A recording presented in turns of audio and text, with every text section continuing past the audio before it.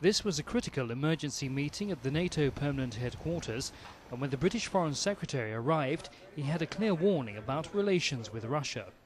Well, I think that we're all going to be clear. I said last week that business as usual would not be an option after the events of the last couple of weeks, the last 10 days. I think that it's very, very important that we address the immediate issue, which is Russian withdrawal, the humanitarian situation, and provide the political support for an independent country, which, after all, in May, we said would eventually become a member of NATO alongside Ukraine. And that's certainly the position that we'll be advocating today.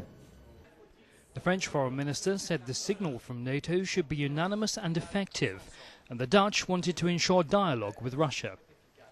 It's obvious that we can't have business as usual. There is disproportional use of violence, and we should send also a clear signal that the agreement which was agreed upon through Georgia and Russia, that this should be fulfilled and that the Russian troops should withdraw.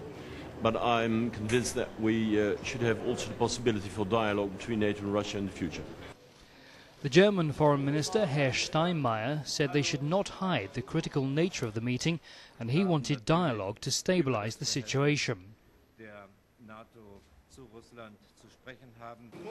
And Georgia's visiting minister was brief when she arrived. We expect good evaluation of what happened in Georgia and then steps that NATO can undertake to help us. Indeed, Russia has said that it will pull its troops out of Georgia, but independent reports indicate they are just redeploying.